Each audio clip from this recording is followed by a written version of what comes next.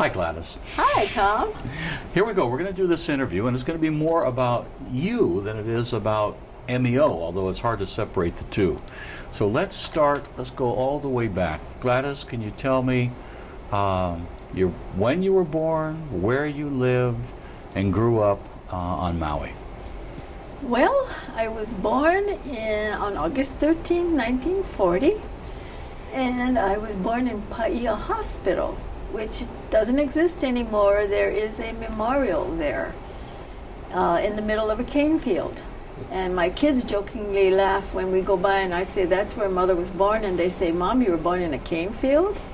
But of course, those were the days when plantation villages each had a hospital. And so I was born there to my parents, Virginia and Tommy Quello. My dad worked for the plantation. He was a machinist for the then Maui Agricultural Company, which evolved to be HCNS. And my mother worked for a period of time as a cafeteria worker at Paia School. And so I grew up for the first 7 years of my life in Paia, living in skill camp. In those days, you know, we had plantation camps, and because my dad was a machinist, we lived in skill camp. And it was an idyllic life when I look back on it now. And like most people who were brought up in the plantation camps, we have these wonderful memories of what that life was like. It was friendly, it was warm, it was like living with relatives, even though they weren't. Everybody cared for everybody. It was a very simple life. There was nothing fancy. We didn't have hotels and restaurants and fancy dinners. We didn't have fancy stores. We had a company store. And what was really fun, and it's amazing what you remember, but because it was a company store, everything you bought at that store was put on a charge account, which was subsequently deducted from your dad or your mom's pay at the end of the month. And in order to do that, we all had a little metal disc called a bongo. And that bongo, everybody had to know, because if you wanted to do a charge, you had to have a bongo. And I will never forget that my dad was 2488. And as a small kid, I remember going into the A&B store in Paia, which no longer is there, by the way. It's across from the mill. It was across from the mill. And going to the soda fountain and saying, can I please have an ice cream cone and charge it to my daddy, $24.88, and the lady would give me my ice cream cone. However, at around maybe the 25th of the month, my mother had a clipboard. And so I'd take my little receipt home and give it to her. And around the 25th, she'd say, I think we've charged all we can afford this month, so there will be nothing more until the new month. And so everybody lived and died by new month, because that's when you could begin to buy things again. On Sundays, we went to the local matinee. There was a theater in every little village, and they would have matinees. And we'd go on Sunday. I think it kind of gave our parents a break. And we were very safe going there because nobody bothered us, and we'd walk to the theater because it was within walking distance. You know, everybody talks about smart bros. Well, it's kind of funny because it's like it's come full circle. We grew up in towns that were made like Smart Bro talks about. Walkable. That were walkable, that had your job and your store and your theater and whatever you needed, and we pretty much could function there. And very seldom did we take a trip out of town to a place like Lahaina or to visit Mom's relatives in Makawao. It's called traditional town planning. Absolutely. And to go to Lahaina, of course, was an all-day affair, and we'd get up really early during mango season, and we'd drive over to Lahaina and take country stuff like eggs and chicken and meat and fresh Portuguese sausage and bread. And we'd visit our relatives who now live right in front of where the hotels are. They must be sitting on millions of dollars of real estate, and spend the day picking mangoes and having a great picnic, and then we'd load up the car with mangoes and come home to make mango bread and pickles and everything else we could think of with mangoes. Now, Gladys, when you say we went to Lahaina to visit our relatives, was there a tunnel at that time? What was the road like to Lahaina? Well, if you are traveling on what is the new road, and you look up, you see along the mountainside a winding, narrow road. It wasn't like the road we have now. And no, there was no tunnel, and it took a long time. And it was a major trek to do that. I cannot remember as a child ever going to Hana. I do remember driving to Kula because my dad had relatives in Kula. And we used to love to visit Aunt Clara because her house was very unique.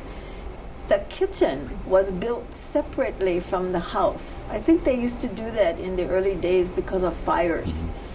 And I remember going to her house and going to the kitchen, and she would cook in a wood stove. And she'd run out and catch a chicken and wring its neck and kill it and clean it. And so we would have fresh fried chicken, and that was an all-day affair to go to Kula also. So life was very simple. And I went to Paia school at that time for kindergarten because the Catholic church across the street, Holy Rosary, did not have a kindergarten. They started with first grade. So I went to a kindergarten at Paia school, and then transferred to Holy Rosary for first grade. At that point, they had sisters, and it was very strict, but I think the education was excellent. And then came the 1946 strike. And quite unwillingly, of course, my father got dragged into it. He realized he needed to be a part of what was going on, and he became an ILW member, and he went on strike for 6 months, and I still remember the pain of that and how my mother would lament about all the wages that were lost and the hardships our family went through in order to win that struggle. But we did better than a lot of families because my mother's country relatives had chickens and eggs and vegetables and food, and they would share with us. So we really didn't suffer the way some families did going to the soup kitchens and things. We were okay. So about that time when the strike was won, the plantation, in accordance with the union's demands to change perquisites into cash, that was the mantra by the union, we now had to pay for rent and utilities, which we had never done before. And so my mother, being a very strictly Portuguese person, would not pay a dime she didn't have to. So she said, we're going to build our own home in Makawa, where she had 3 acres of land that her father had given her. And my dad said, no, I was born and raised in Paia. I wish to live in Paia. I don't want to go. So my mother said, fine. So without my father's knowledge, she purchased a home in the plantation camp of Keahua that was being phased out. And she had a friend of ours who was a contractor. She had some money from her dad, which I guess she had in a little slush account. And she got the house moved onto the property. She had it renovated. And one day she packed all of us into my uncle's banana bus. And for those of you who don't know what a banana bus is, it's a sophisticated station wagon with a lot of room. And she drove us to our new home in Makawa, including my dad. And he didn't know. He had no clue. None of us did. And she said, and this is where we're going to live from now on because we're not paying rent. And so since then, in 1947, the house has been in Makawa, and it's still there today. Gladys, I want to take you, you said you went to elementary school. Tell me where you went to high school and some of your high school memories. Well, I was very, very fortunate. I left Holy Rosary School when we moved to Makawa, went to St. Joseph's School for a few years, and then transferred to Makawa School, which is where I graduated from, and it's still there too. And of course, well, the natural progression was to Maui High School. So I started there in 1954, graduated in 1958 at the old Maui High campus in Hamakuapuko. It was a wonderful school, and it was a beautiful school. If you've seen the old pictures of it, it was all covered with ivy, and it looked like a college rather than a school. The campus was so attractive. And we have fond memories. My class of 58 and I are very close. And now that we're approaching our golden birthdays, we noticed that we started meeting each other at funerals. And we said, this is depressing, and we need to get together in a different venue. So now we get together once a month just for an informal dinner and to share our memories. And you know, we laugh and scratch about how in the days that we were at Maui High School, we were so respectful of the teachers and how we had to be properly groomed, and our dresses couldn't be too short and our hair couldn't be too long. And the worst offense anybody ever committed was smoking. And if you did something wrong, you were given detention, which meant you had to clean the yard or do the janitorial work, and everybody scorned you because you had done something horrible. You served in student government there? I certainly did. I served as student body vice president, and I was very active in a lot of the clubs on campus. I was a member of the Iconic Club, the National Honor Society, Future Nurses Association, the Drama Club, very active in public speaking. I used to participate in a program called Maui High on the Air, and it was a lot of fun. Now, when you graduated from high school, you graduated with honors, is that correct? That's correct. You graduated with honors? Yes, I did. Okay, and but you went on to become a nurse. How did that happen? A quirk of fate, I guess. You know, when I graduated in 1958, options about employment were not very many. You had a choice. You either went to work for the plantation or you went to work for the government, and there was very little else to do. Jobs were very scarce.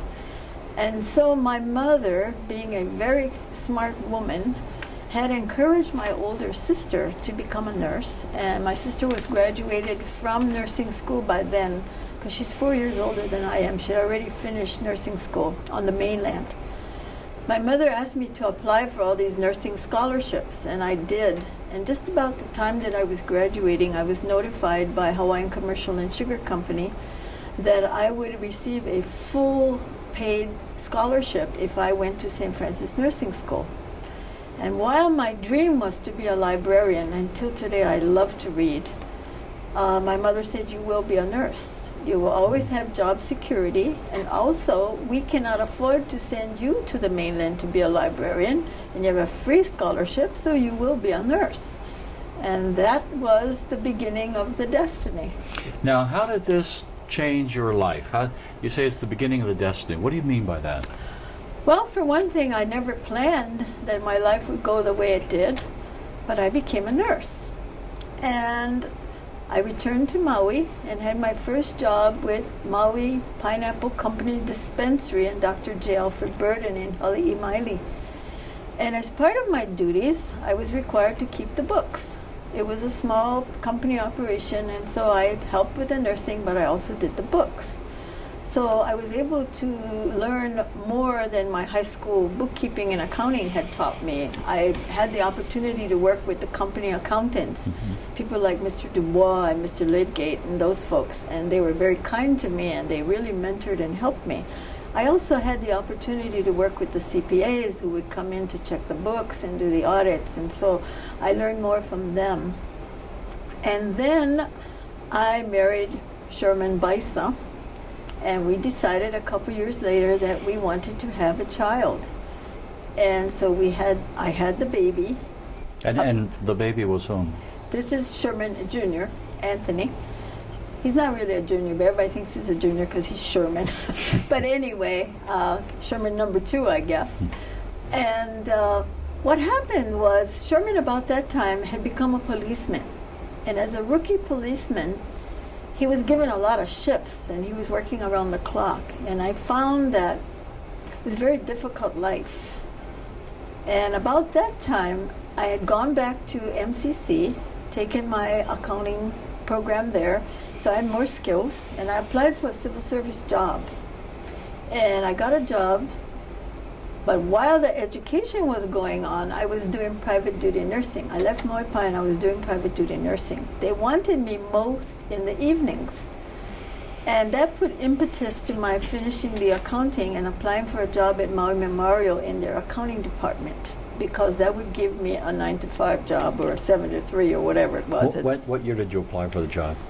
You know, I'm trying to think. I think I went to work for in about 1967, because Anthony was born in 67. It was right after that.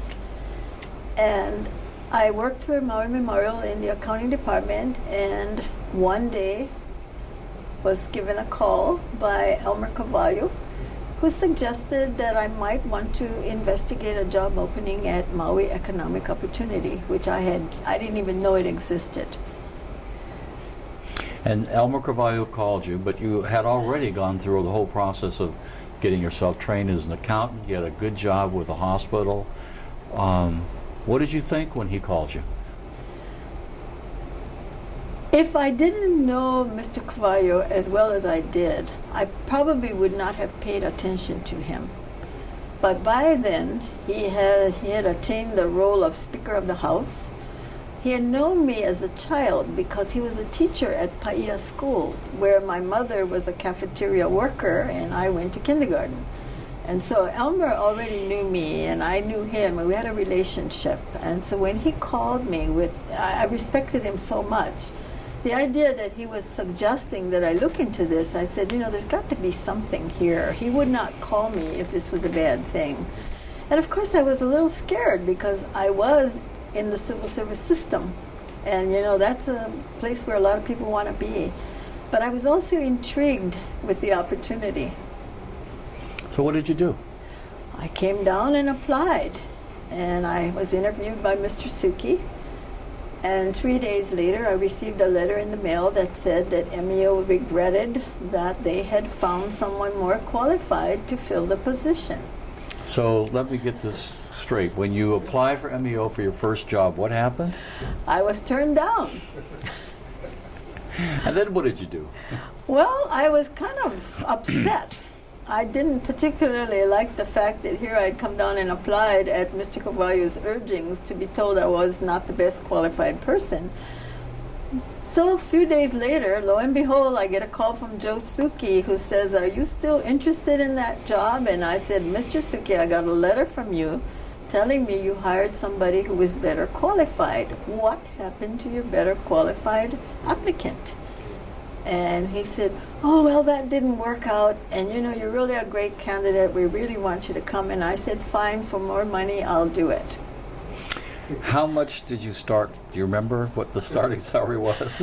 Yeah, I think it was the grand sum of about $450 a month. And then you became, what was your job title then? I was called the fiscal officer. And I was the first in-house accountant for MEO. And I came in and I had to set up procedures and forms and account for grants and set up systems. And it was really overwhelming for me in the beginning because I did not have that kind of training. But in the old days, the federal programs had a lot of money for training. And so I was hired on June 1st, and in August, I was sent to the mainland for training in grantee accounting. And it was my first trip to the mainland, and I certainly learned a lot and came home feeling a lot more confident about what I needed to do. What was it like working for Mr. Suki? Tough. Mr. Suki was and still is, an incredibly intelligent person, and he's very creative. But he also is very strict about accountability and outcomes, and very impatient. I learned the code after a while, that if he said, "when you have time," he really meant yesterday. And so I learned to work with him to anticipate what his needs were and to have things ready and make sure they were correct. And I thank him for that because it taught me excellence. And it taught me that I had to work really hard and be the best. And I also learned a lot from him because I was a very naive individual when I came here in regards to politics and how to, run an organization. I'd never done that, but I watched him. And he was a mentor. I don't think he realized that he was being a mentor, but I just absorbed it all like a sponge. How did you become executive director of MEO? Oh, that's another long story. Mr. Suki ran for office. He ran for the Constitutional Convention, and he was elected. And so he was gone for the CONCON, and then he came back, And shortly after coming back, I think that was kind of a testing the water thing for him. He tried for Concon. So he came back and ran for political office. And he was elected. And so when he was elected, of course, I wanted to be the executive director. I had made my mind up 2 months after arriving at MEO that I wanted to be the director, and I would be by hello, high water or cook or hook or whatever you want to call it. But anyway, I applied. And there was kind of a struggle, an internal struggle, because there was another person on staff who wanted it. And he won the job. And he did it for about a year. And then he left suddenly. And there was a second round of looking for somebody to run the agency. And there again was a competitive process. And this time I was given the opportunity. And how long had you worked at MEO before you became executive director? I started it with MEO in 1969, and I became the executive director at the end of 1984. Now, Gladys, you also had another job that you did during those 14 or so years that you were with MEO before you became executive director, maybe even after that. What was your other business that you operated? Are you talking about my hobby? Your cakes. Well, it's a long story. One of my best friends decided she was going to take a cake decorating class.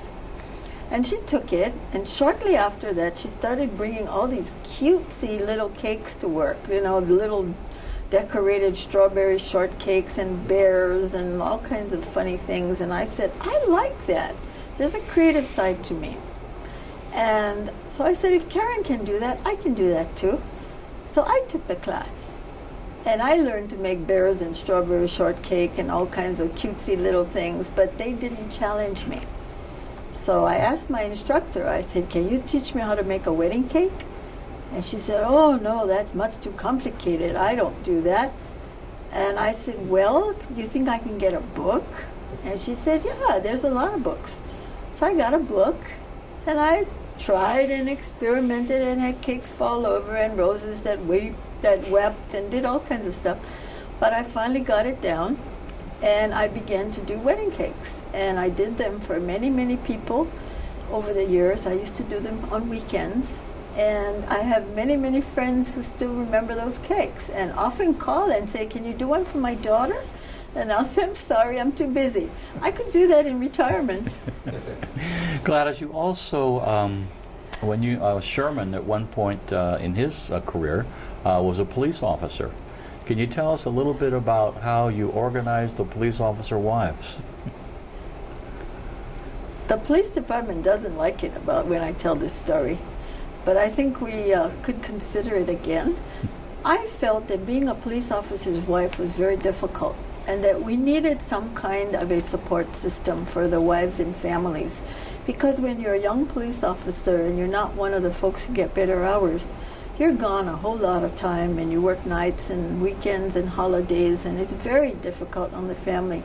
Also, there is the danger piece you deal with, and there's the economic piece, because, you know, police officers don't make a whole lot of money. And so I wanted a support group for the women. So I organized the wives, and I had a great support from the other wives. And we created the Maui Police Women's Auxiliary. And our intent was to support each other and to do projects for the department that, you know, however they needed us to help. And we did a great job, and we really enjoyed each other and had a wonderful time, but we did not enjoy a whole lot of support from our husbands or from administration, and eventually it dissolved. Is there a reason why they didn't support it? I would be guessing that they didn't really like us sharing all that information. Okay. Gladys, you've also been involved in other organizations as well, and of course one of the ones that you're a leader in now is Rotary. Can you say something about why you're involved in Rotary and what you're doing with Rotary? I was involved in Rotary by a gentleman who this community adores and still remembers very fondly, and that was Mike Lyons. Mike Lyons at one point was a district governor for Rotary, and Mike was Rotarian to his bones.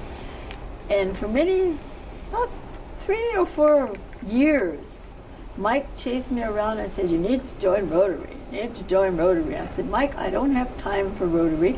Also, I'm not qualified. And he said, what do you mean you're not qualified? And I said, well, everything I know about Rotary, I've been to speak to several Rotaries about MEO. It's a room full of older white men who tend to be managers and corporate leaders. And I said, it's not for folks that I can hang with. And he said, oh no, Gladys, you have the wrong picture. Rotary has really changed. We're much more welcoming. We now let women in. And we are, broadening the membership of Rotary. We want people who are of good heart and want to live Rotary's motto, which is service above self. And so after many luncheons, Mike patiently didn't give up. He gave me videos, he gave me books, he did everything he could. I finally said, okay. I sat with a calendar and I plotted out every single Monday because Kahalui Rotary meets on Monday. And I determined that maybe for 4 or 5 days that I couldn't do it, I probably could attend most of the meetings. So I joined Kahalui Rotary. And that was in 1996. And of course, I immediately became involved in leadership of Rotary. I was the president of Kahalui Rotary in 2000. And I am currently the assistant governor for the Valley Clubs here on Maui now for the district. Gladys, going back to your time when you were a child living in the plantation, now looking at your life, you talk about the nursing, but is there anything else that surprises you or things that you thought would never happen in your life? Travel, people you've met, thinking about yourself as a girl growing up in skill camp and now as the retiring executive director of MEO? I would have never dreamed at that time that my life would be so full, that I would have the opportunities that I've had to meet people all over the world, all over the country, to have friends in every state, every single state in the union.